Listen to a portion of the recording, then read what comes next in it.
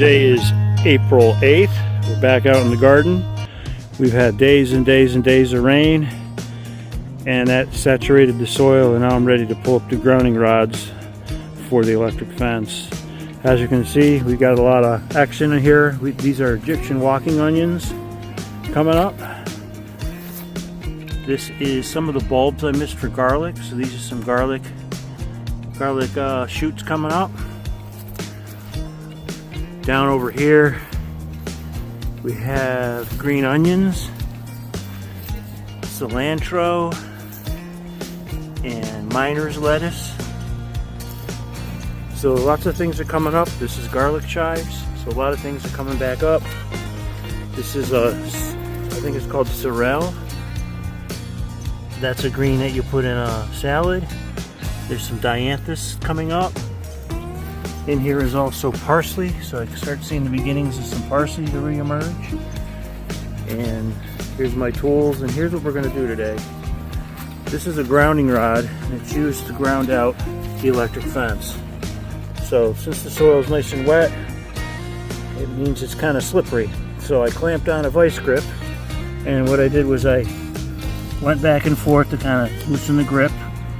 Then I'm setting up, I got a pry bar here and some leverage. So I'm going to hook it underneath that vice grips and see if I can lever it out. And I might get to a certain height and I have to reset it down lower. So there's a bunch of grounding rods all around the garden, and I got to pull these up. And today's a good day for it. It's nice and wet. It's a cloudy day. And this is a good quick job to do before I head off to work. Alright, so let's see if this works. So let me get it underneath there.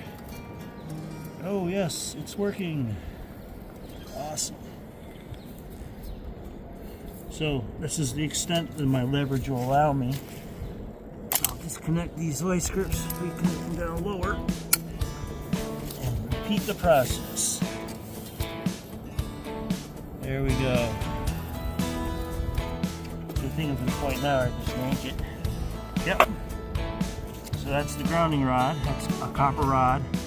And this grounds the ground circuit for the electric fence. So I have a bunch of these to pull out.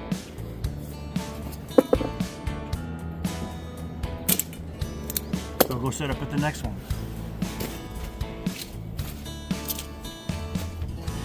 So this is one. Clamp onto it. Rotate it back and forth to kind of loosen its grip on the earth. I'll get my pry bar under there.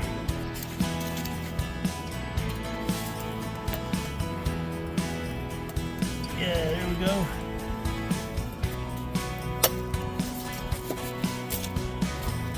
You're trying to pull that up with your back.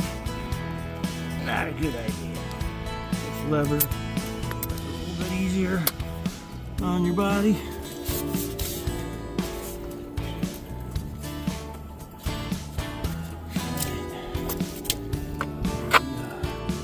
That's the next one.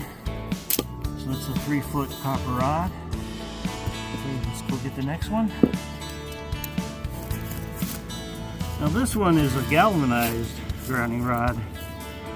This is one of the ones I originally installed before I did a lot of research and found out that copper is a better material.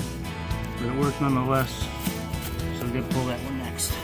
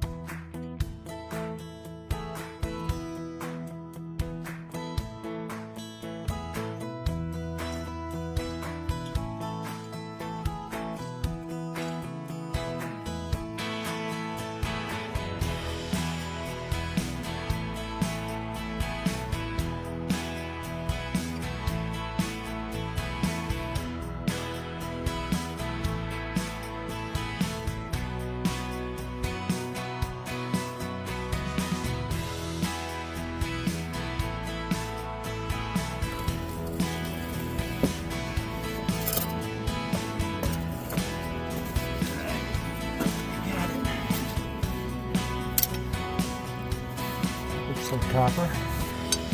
Alright, we got them all out. So these are all the grounding rods that I pulled out.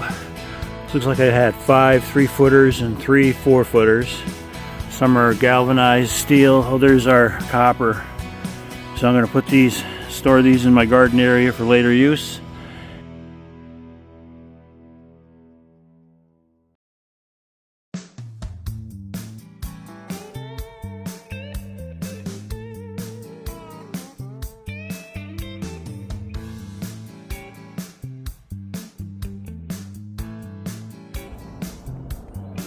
So these are the grounding rods that I pulled out.